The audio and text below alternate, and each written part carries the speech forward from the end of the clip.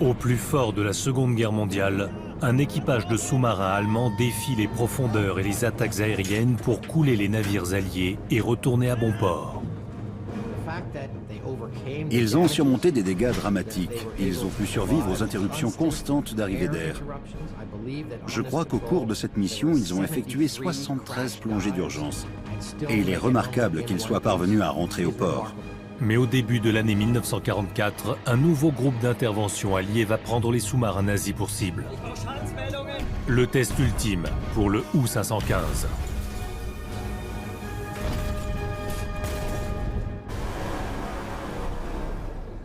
Lors de la Seconde Guerre mondiale, les armes sous-marines permettent aux soldats de combattre sous les flots. Avec ruse, force et ténacité, leurs ennemis contre-attaquent. Révolutionnaires, mais parfois primitives, ces batailles acharnées pourront changer le cours de la guerre. Leurs histoires sont légendaires.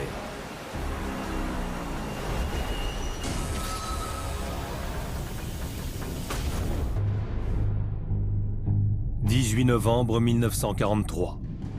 Le sous-marin nazi U-515 repère un massif convoi allié au large des côtes portugaises. 12 destroyers entourent 66 navires, dont 11 navires citernes destinés au débarquement du D-Day. L'amiral Karl Dönitz a missionné 26 sous-marins pour trouver ce convoi. Les services de renseignement allemands vont détecter ce convoi et du fait de sa colossale importance, Dönitz va décider de faire tout son possible pour l'intercepter. Le commandant Werner Henke souhaite indiquer l'emplacement du convoi aux autres sous-marins. Il fait surface 17 km plus loin pour transmettre son message. Mais un avion allié attaque, forçant Henke à plonger. Le navire ne pourra transmettre ses informations capitales. Le U-515 est livré à lui-même. L'avion s'éloigne, mais par son périscope, Henke aperçoit 2 destroyers se détacher du convoi. Il se dirige droit sur lui. C'est la 5e patrouille de Henke, sa première datant de l'année précédente, au cours de laquelle il a abattu 9 navires ennemis. Il gagnera le surnom d'As insubmersible. Ce résultat est d'autant plus impressionnant que les sous-marins allemands tentent de résister à la domination aérienne alliée et ont été contraints de se retirer des principaux couloirs maritimes de l'Atlantique. Henke devient une célébrité redoutée suite à son apparition dans un film de propagande allié diffusé en mars 1943. Werner Henke sera accusé d'avoir assassiné les survivants du paquebot britannique Ceramic. Henke est également très impopulaire en Allemagne. C'est un marginal au sein de la marine allemande, car la réserve, la réflexion et l'autodiscipline y sont valorisés. Werner Henke est à l'opposé de tout cela. Et il arrive parfois à son propre équipage d'éprouver du ressentiment à son égard. En effet, alors que certains rêvent de monter en grade sur d'autres navires, il les contraint à rester à ses côtés. Mais Henke a un allié de choix en la personne de Dönitz. Dönitz apprécie son côté franc-tireur, au point de faire des exceptions pour Henke, car il voit en lui un de ses meilleurs éléments. Henke va devoir affronter 2 navires de guerre ennemis. Ces navires atteignant une vitesse maximale de 20 nœuds, Henke ne peut les distancer. Pour survivre, le U-515 va devoir attaquer. Henke se prépare à lancer l'une des plus récentes armes à sa disposition, la torpille acoustique T5. C'était de la technologie de pointe pour l'époque. Un engin explosif équipé d'un système de localisation acoustique. Feu! Une fois la torpille lancée, un dispositif d'autoguidage dirige l'engin vers la source sonore la plus forte.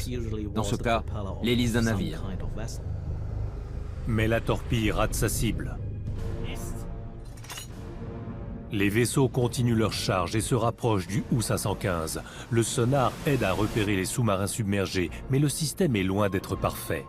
Par chance pour Encke, les navires alliés ne peuvent détecter leurs cibles lorsqu'ils se déplacent rapidement. Et à basse vitesse, ils sont confrontés à un autre problème. Lors d'une attaque, vous perdez tout contact sonar au moment du tir de missiles sous-marins. Encke est déterminé à informer le quartier général de sa découverte. Les destroyers ne lançant aucune charge de profondeur, le sous-marin remonte à la surface. Grossière erreur. Le périscope offre la vue au sous-marin, mais de fait, il devient visible et rend l'appareil vulnérable. Ça revient à signaler son positionnement à l'ennemi. Ces cibles en vue, Encke ordonne à ses hommes de tirer une autre torpille. Feu! Le capitaine Robert Bristow ordonne au HMS Chanticleer de charger vers la dernière position connue du périscope, soit à environ 2000 mètres de distance. 10 charges. 10 charges de profondeur sont préparées. 2 sont immédiatement lancées. Quelques secondes plus tard, la torpille d'Encke touche sa cible.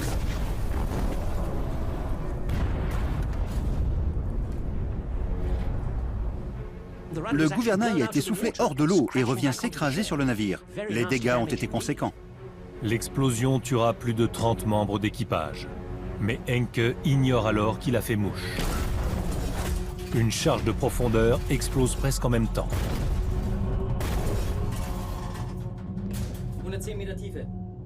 Encke plonge plus en profondeur pour fuir. Malgré les dégâts, l'équipage du Chanticleer riposte. L'équipage ne baissera pas les bras. Malgré les dégâts et les pertes, le combat continue. Quelques minutes plus tard, le sonar du Chanticleer détecte le U-515.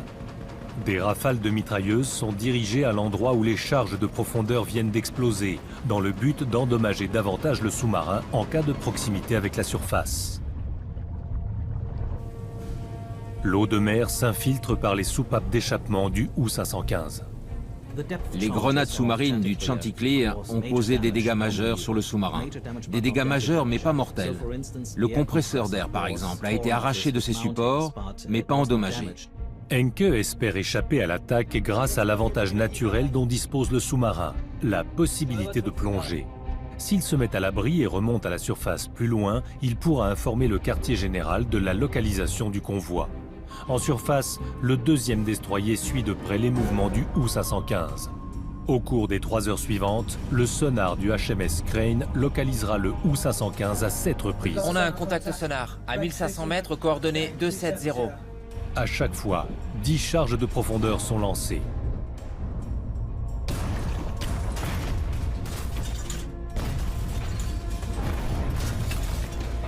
Les hommes de Encke vont désespérément colmater les fuites et procéder à des réparations de fortune.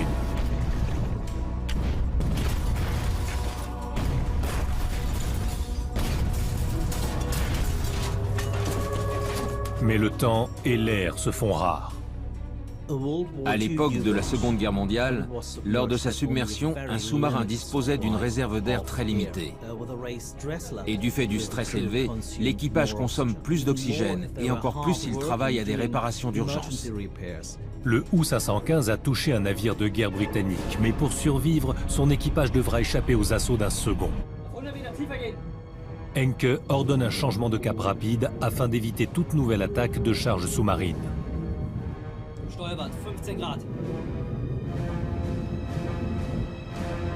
Le navire va parvenir à se débarrasser du HMS Crane. L'opérateur d'hydrophone indique que le navire ennemi s'est éloigné. Le U-515 remonte à la surface pour faire le plein d'air frais et une évaluation des dégâts. Le sous-marin avait subi d'énormes dégâts. Il a été lourdement touché par les charges de profondeur. Il y avait de nombreuses fuites et l'équipage a dû contrebalancer le sous-marin pour l'empêcher de couler. Les techniciens font un rapport sur l'état du sous-marin. Le mécanicien en chef, Georg Manken, recommande de retourner au port le plus proche pour effectuer des réparations d'urgence. Le mécanicien subalterne, Gunther Altenburger, n'est pas d'accord. Car pour retourner à l'Orient, ils doivent traverser le golfe de Gascogne, joyeusement rebaptisé le cimetière de sous-marins. Les Alliés patrouillent en permanence dans la région, grâce aux avions lancés depuis le Royaume-Uni. Et les dégâts sur le U-515 le rendraient facilement localisable. Ils perdaient du pétrole, qui est remonté à la surface et a laissé une traînée très semblable à une traînée de sang, menant un chasseur à sa proie blessée. Au vu de l'état du U-515, cette manœuvre est du suicide, selon Altenburger. Encke doit prendre une décision. Novembre 1943. Suite à une féroce confrontation avec des navires de guerre britanniques, le commandant du sous-marin U-515 Werner Encke doit prendre une décision. Son mécanicien principal préconise d'immédiatement rentrer au port au vu des dégâts sur l'appareil. Le mécanicien subalterne, Gunther Altenburger, lui, recommande de réparer les fuites et dommages les plus graves avant de retourner au port. Encke décide de suivre les conseils du mécanicien subalterne.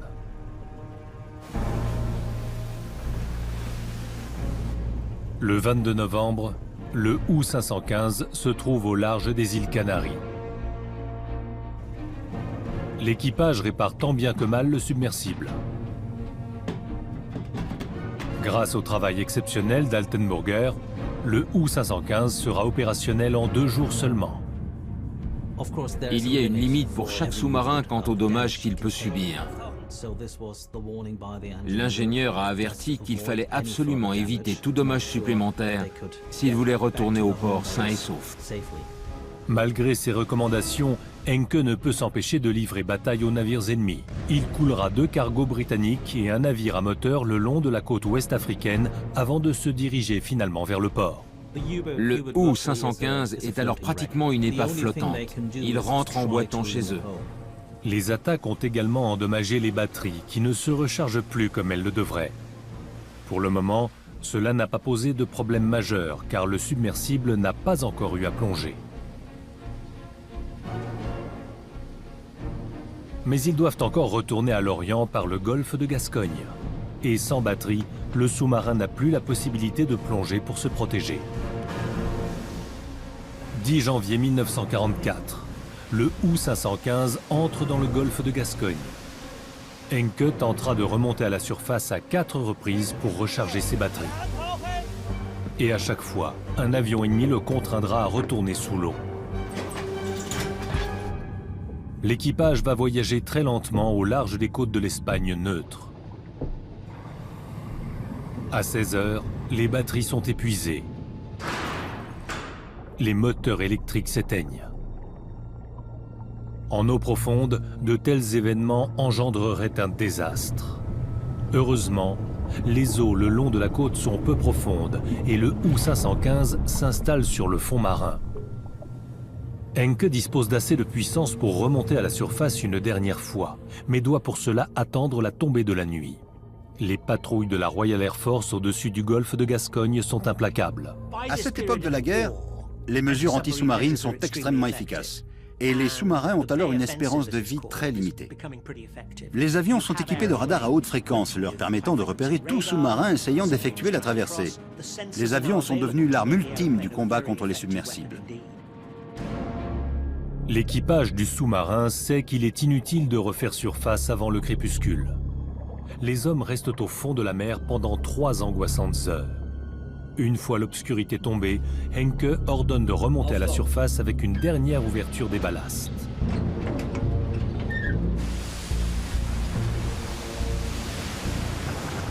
Les moteurs reprennent vie. Si un avion les repère, ils vont au-devant de graves ennuis. Ils pourraient ne pas pouvoir plonger et faire surface de nouveau. Mais la chance leur sourit. Le ciel est dégagé d'avions ennemis. Encke va prendre le moins de risques possible pour atteindre sa destination. Il suivra les côtes espagnoles parce que l'Espagne est neutre. Puis il tentera de passer par un minimum de mer ouverte afin d'atteindre la sécurité du port de l'Orient. Le matin du 14 janvier, les officiers de vigie du U-515 aperçoivent 2 dragueurs de mines allemands qui pourraient leur servir d'escorte armée jusqu'au port. Alors qu'ils approchent de la ligne d'arrivée, 2 chasseurs britanniques sortis de nulle part lancent une attaque. Mais le U-515 ne se laissera pas faire si près de son objectif. Et les 3 vaisseaux allemands continuent d'ouvrir le feu et contraignent les avions à battre en retraite.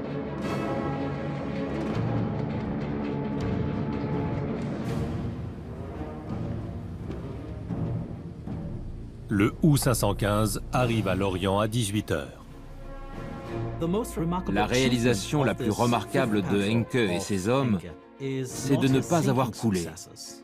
Il a connu beaucoup plus de succès au cours de ses anciennes patrouilles, mais le simple fait de rentrer vivant au port, à bord d'un sous-marin très endommagé, est un bon révélateur de ses fantastiques aptitudes de commandant, mais aussi de la qualité de son équipage. C'est un véritable miracle qui s'est alors déroulé.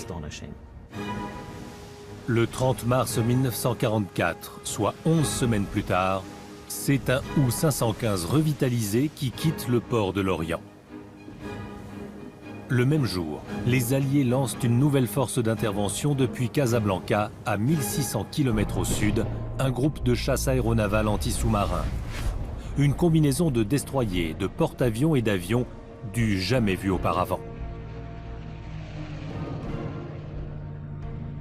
En juin 1943, les chantiers navals alliés vont augmenter la production de destroyers.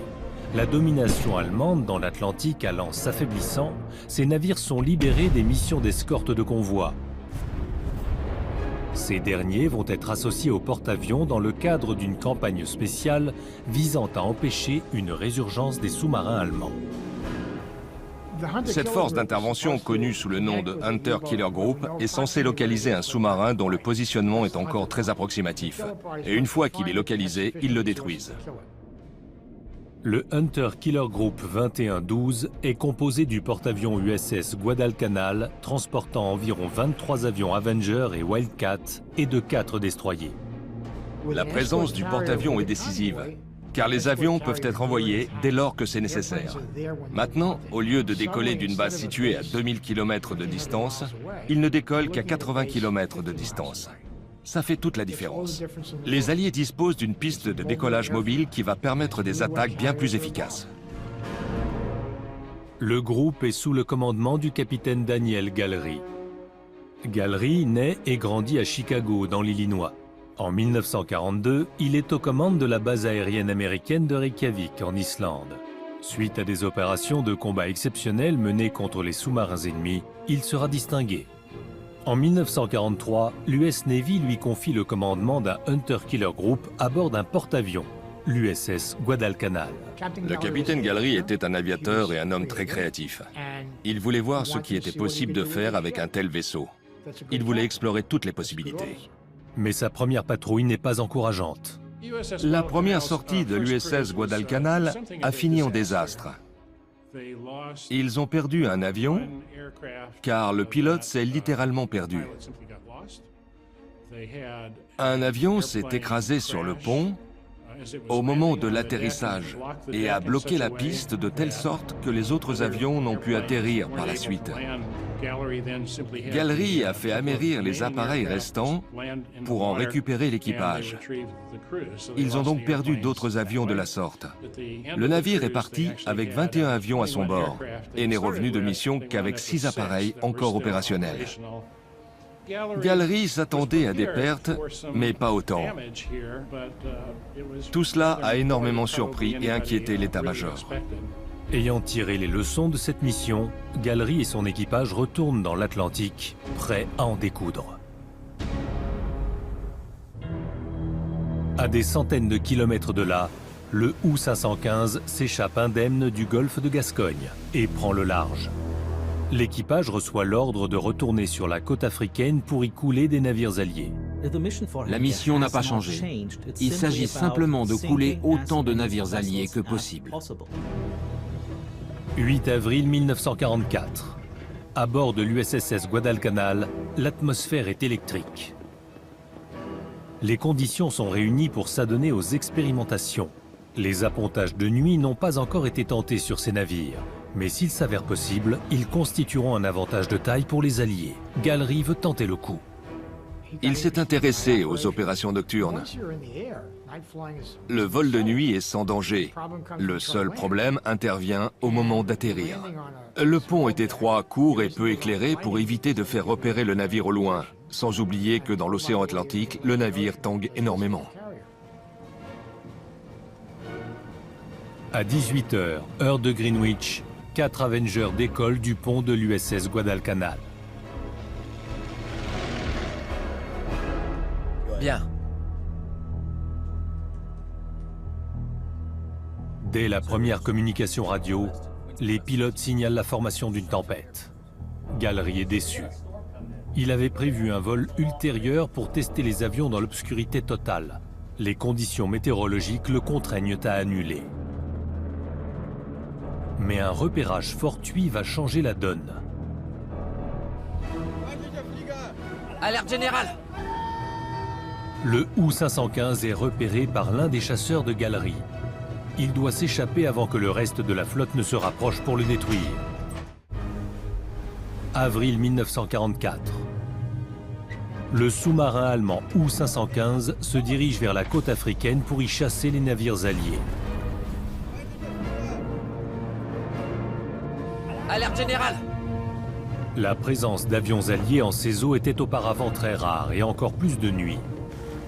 Ce n'est plus le cas. Des avions ont décollé depuis le pont de l'USS Guadalcanal. Le commandant a alors décidé d'expérimenter les vols nocturnes. Contact avec le sous-marin. D'accord. Du fait de la confusion à bord, l'information du repérage ne parvient pas au capitaine Daniel Gallery. Les avions retournent sur l'USS Guadalcanal. Gallery est en train de débriefer les pilotes et en cours de route, l'un des pilotes dit « Je l'ai presque eu ». Gallery s'étonne parce qu'il n'a pas eu vent de cette information et lui demande qu'est-ce qu'il a presque eu. Le pilote répond « Le sous-marin, vous n'avez pas reçu mon message ?» Gallery répond que non. Gallery décide de traquer le submersible. Il ordonne à ses hommes d'attendre 1 heure pour bercer l'équipage du sous-marin d'une illusion de sécurité. Puis les avions repartiront en chasse. S'il y a une leçon que les Alliés ont apprise au cours de la Première et de la Seconde Guerre mondiale dans le combat contre les sous-marins, c'est de les avoir par la ruse. Les avions sont les meilleures armes pour cette mission. 2 bombardiers Avenger décollent à 23h15. 1 heure plus tard, le U-515 est une fois encore localisé à la surface. L'Avenger jette 2 charges de profondeur.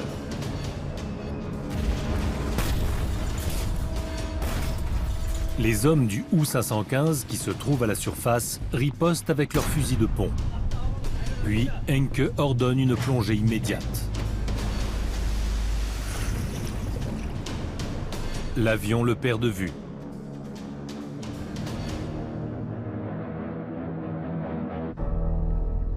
Bien que repérés, Henke rejette la suggestion de se débarrasser de leurs poursuivants en rebroussant chemin. Il ignore que les avions ont décollé des mers. Tant qu'il n'a aucun signal sur ses hydrophones, il pense être en sécurité et que le danger n'est pas imminent. Mais il a tort. Grâce à 2 repérages de sous-marins en quelques heures, l'expérience de vol de nuit de Gallery est déjà un succès. Il est impatient de mettre à l'épreuve le reste des troupes sous son commandement. 9 avril 1944, dimanche de Pâques. Une fois de plus, les batteries de Henke sont à court d'énergie. Henke doit faire surface, qu'il le veuille ou non. Parce que sans charge minimale des batteries, il est pratiquement sans défense. Il lui est impossible de plonger et d'éviter le danger. Aucun signe des appareils durant plusieurs heures. Henke décide de remonter à la surface.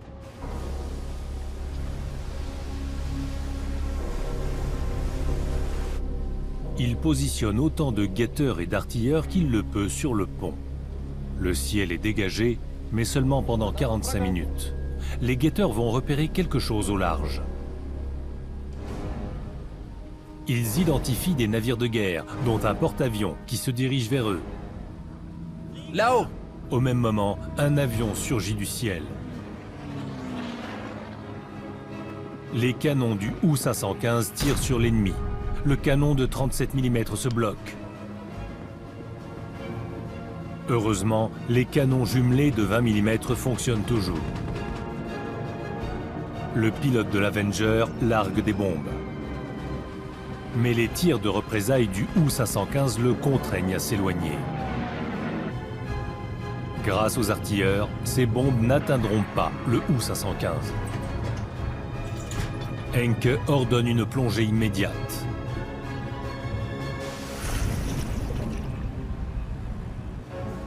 À bord de l'USS Guadalcanal, Gallery ordonne aux destroyers USS Pillsbury et Flaherty de localiser l'ennemi et d'engager le combat. Droit devant. Les destroyers sont équipés d'une nouvelle arme appelée le hérisson. On l'appelait le hérisson parce qu'il ressemblait à un dos de hérisson. Il tirait 24 obus de mortier et faisait un motif circulaire dans l'eau. La nouveauté est que son utilisation permettait de garder le contact sonar avec le sous-marin pendant l'attaque. L'arme n'interférait plus avec le signal de détection, il était donc possible d'attaquer tout en sachant où se trouvait l'ennemi. Henke ordonne une plongée à 200 mètres. Pendant une trentaine de minutes, les hommes attendent des grenades sous-marines. Puis, ils entendent des hélices, signal que les navires se rapprochent. Soutenu par l'USS Flaherty, le Pillsbury lance une nouvelle salve de tirs de mortier. Feu à volonté.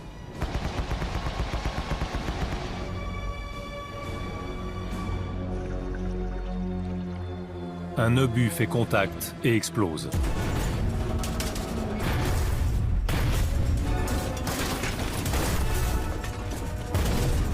Le contact a été moindre, et heureusement, car si l'obus avait directement touché le submersible, la coque sous pression se serait fissurée. Henke a un plan en tête pour tenter de s'échapper. À 180 mètres, le U-515 est proche de la capacité maximale de plongée d'un sous-marin. Il doit cependant plonger plus profondément encore pour éviter les grenades sous-marines, ce qui pourrait pousser l'appareil au-delà de ses limites. 9 avril 1944. Le sous-marin allemand U-515 est encerclé par un Hunter Killer Group, Feu à volonté. dont les destroyers tirent des bombes sous-marines inlassablement. Pour tenter de s'échapper, le capitaine Werner Henke ordonne une plongée plus profonde encore, bien au-delà de la capacité de plongée maximale de l'engin. Aucun commandant de sous-marin ne connaît exactement les limites de son engin. Il y a une marge de sécurité. Et tout ce qui dépasse cette marge de sécurité n'avait jamais été expérimenté à l'époque. Pour l'instant, le submersible semble résister. Henke doit encore trouver un moyen d'échapper au navire. Il lui reste une carte à jouer. Un leurre, appelé le Bold. C'est un petit cylindre rempli de produits chimiques. Il est éjecté à l'extérieur par le biais d'un tube spécial. Et dès que ce produit chimique entre en contact avec l'eau, il commence à faire des bulles. Un peu comme un cachet d'aspirine plongé dans un verre d'eau. Ces bulles de gaz donnent l'impression de la présence du navire. Le composé de calcium et de zinc crée des nuages de bulles sous-marines et simule l'écho d'un submersible. J'ai un contact sonar à 1, 3, 5. On y va. On y va. Le plan fonctionne. Les destroyers tombent dans le piège. Les hommes de Henke entendent les hélices progressivement s'éloigner. Le destroyer USS Chatelain se joint aux recherches du Flaherty et du Pillsbury. Tous partent dans le mauvais sens. Après 2 heures de recherche, le sous-marin a disparu. Les avions patrouillent dans les airs et ne voient rien non plus. Cela signifie alors que si le sous-marin est proche, ils l'ont perdu de vue, et qu'il y a donc des chances que le commandant du sous-marin décide de retourner à l'attaque. Gallery fait appel à son 4e destroyer, l'USS Pope, pour protéger le porte-avions. Contact sonar. Le sonar du Pope détecte un contact à 700 mètres. Position 090. On a un contact à 090. Ils ont retrouvé le U-515. Feu à volonté. L'USS Pope lance 2 salves de tirs de mortier.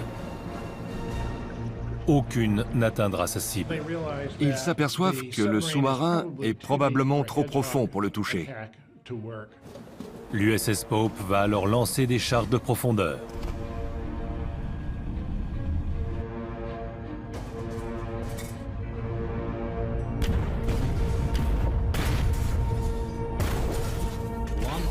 L'une des détonations des grenades sous-marines provoque une fuite dans le sous-marin. Et qui dit 200 mètres de profondeur, dit haute pression d'eau. Donc, cette eau s'infiltre à l'intérieur du vaisseau très vite.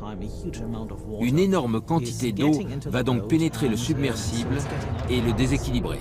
Pour compenser, l'eau est déplacée d'un réservoir à l'autre, ce qui mène au rééquilibrage du sous-marin.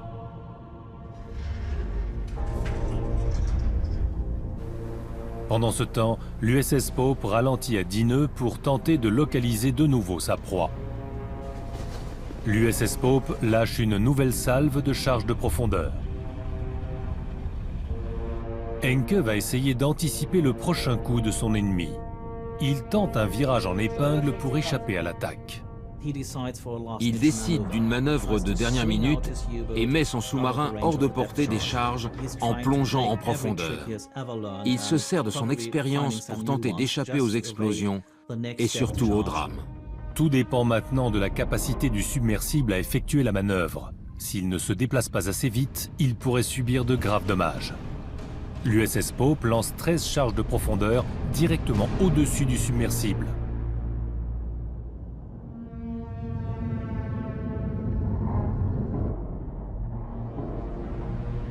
Le U-515 y échappe de peu. En effet, les grenades sous-marines touchent le pont arrière et roulent avant d'exploser.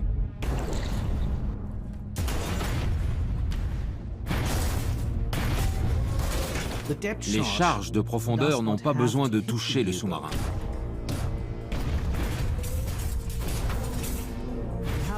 Une explosion à proximité de l'appareil va déchirer l'un des réservoirs de ballast et casser quelques conduits.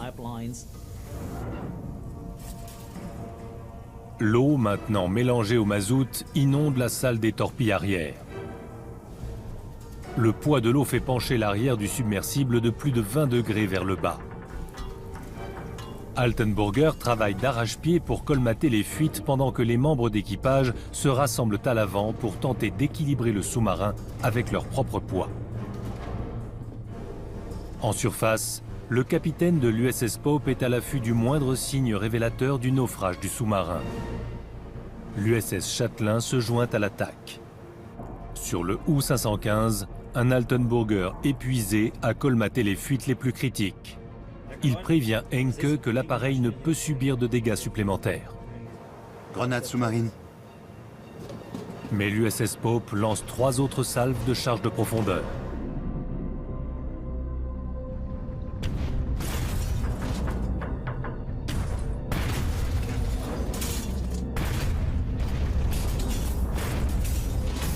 Les bricolages improvisés d'Altenburger ne tiendront pas le choc. Les fuites reprennent de plus belle et la situation devient de plus en plus critique pour le vaisseau et son équipage. L'équipage sécurise l'écoutille étanche de la salle des moteurs afin d'empêcher l'eau de s'infiltrer plus loin. Mais un des boulons est cassé et le niveau de l'eau continue de monter. Si la salle des machines est inondée, si le système d'alimentation électrique tombe en panne, il n'y a plus rien à faire. Car impossible d'utiliser les pompes, plus de propulsion. Le vaisseau est alors une épave. Le U-515 plonge alors que l'eau inonde l'arrière du sous-marin. Encke augmente la vitesse et largue du carburant. Il mène une bataille désespérée contre la gravité pour niveler son appareil et l'empêcher de couler. 9 avril 1944. Le U-515 est gravement touché suite à une attaque de charges explosives. Son commandant, Encke, et son équipage luttent pour rester en vie et vont vider le ballast principal. En remplaçant l'eau dans le réservoir par de l'air, le sous-marin devrait être allégé. Enfin, à une profondeur d'environ 200 mètres, le U-515 retrouve l'équilibre. Mais le sous-marin surcorrige son positionnement. L'eau présente dans la poupe se déplace vers l'avant, ce qui en alourdit la proue. Au lieu de se remettre de niveau, le sous-marin remonte rapidement à la surface par l'arrière.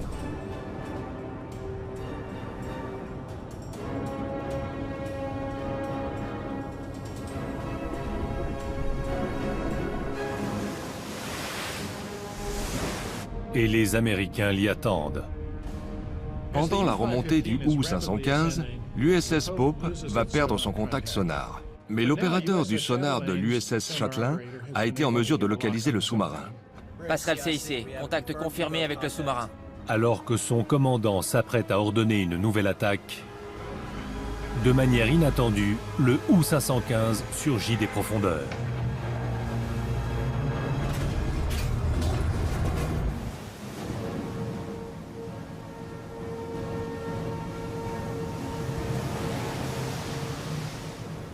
Sous-marin! Sous-marin! Encke ordonne l'abandon du navire. Il grimpe sur le pont.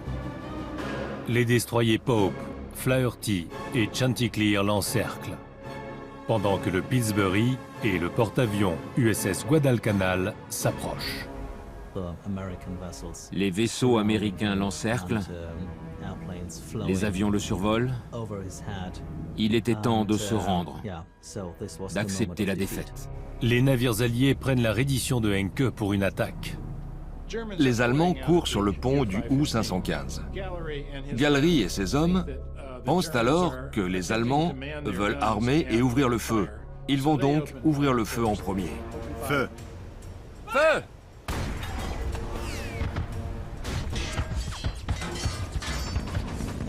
Feu!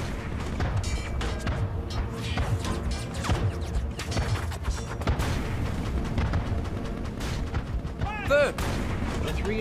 Un obus frappe la plateforme inférieure et enflamme les bouteilles d'hydrogène qui y sont stockées. Suite aux rafales de mitrailleuses, un énorme incendie va éclater et un nuage de fumée blanche va s'échapper du sous-marin. Les avions vont également cibler le U-515.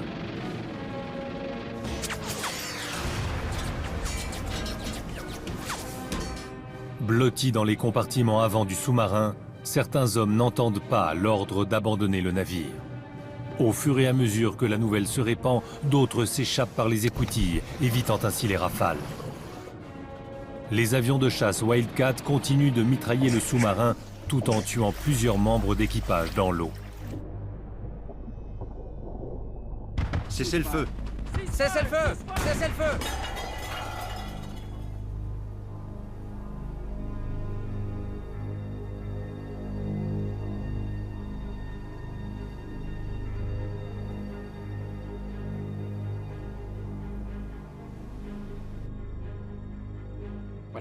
Juste après le naufrage du U-515, Encke est embarqué sur le Chatelain et ensuite transféré sur le Guadalcanal. Le Hunter Killer Group de Gallery coulera le sous-marin U-68 le lendemain. Ces sorties nocturnes d'avions depuis les porte-avions sont si réussies que l'US Navy les adoptera à plein temps. Le naufrage du U-515 va donner l'idée à Gallery de capturer un sous-marin sans le détruire. Lors de son intervention suivante, il saisira le U-505 intact. Gallery a compris à quel point c'était important. Il a été assez intelligent pour comprendre à quel point ça pourrait aider les Alliés. Il ne l'a pas capturé en tant que trophée, mais pour en tirer des informations. Et c'est très important pour le dénouement de la guerre sur les mers. L'histoire de Werner Encke se terminera très différemment. À bord du Guadalcanal, il révèle qu'il a déjà été qualifié de criminel de guerre dans une émission diffusée par les Alliés. Le capitaine Gallery en est informé. Il est persuadé qu'Encke répondra à toutes ces questions s'il craint d'être remis aux Britanniques. Gallery profite donc de l'occasion pour présenter à Encke une fausse lettre de fonctionnaire britannique demandant son transfert afin qu'il soit jugé pour crime de guerre. La menace fonctionne. Encke accepte de coopérer et de répondre aux interrogatoires. Gallery indiquera dans ses mémoires qu'il n'aurait jamais confié un homme qu'il avait capturé grâce aux efforts de son unité aux autorités britanniques. Gallery a toujours eu l'intention de le transférer aux États-Unis. Le 3 mai 1944, l'US Navy transfère Werner Encke à Fort Hunt, un centre d'interrogatoire secret situé à l'extérieur de Washington, D.C. Encke s'est engagé à coopérer au cours des interrogatoires. Mais il refuse maintenant de répondre aux questions. Il dira plus tard que cet engagement a été obtenu sous la contrainte et qu'en tant qu'officier allemand, il était inenvisageable qu'il coopère. Et il ne l'a pas fait. Les autorités décident de l'envoyer au Canada, où de nombreux autres prisonniers de guerre allemands sont détenus. Encke apprend son transfert. Il est persuadé d'être remis aux Britanniques pour ce qui sera un procès spectacle et se terminera par une exécution. Le soir du 15 juin 1944, Werner Encke sort pour sa promenade quotidienne d'1 heure. 55 minutes après le début de la promenade, il court soudainement vers la clôture de barbelés. Après avoir franchi les barbelés, il escalade la clôture. Il est appelé à s'arrêter par un garde et refuse. Il se fait tirer dessus. Une balle va le toucher à la tête, 2 autres au moins toucheront le reste de son corps. Le commandant Werner Encke, héros de la marine allemande, est mort. Aucun autre capitaine de sous-marin n'a accompli autant que Werner Encke de septembre 1942 à 1944. Pour la Kriegsmarine, chaque perte, en particulier celle d'un commandant très en vue comme Encke, est un sérieux inconvénient pour maintenir le moral des troupes. C'est une grave perte.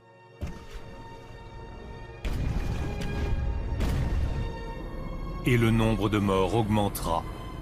Mais comme le naufrage du U-515 l'a montré, les commandants de sous-marins tels que Werner Encke maîtrisaient si bien la tactique que les Alliés ont dû engager des ressources conséquentes afin d'éradiquer la menace submersible allemande.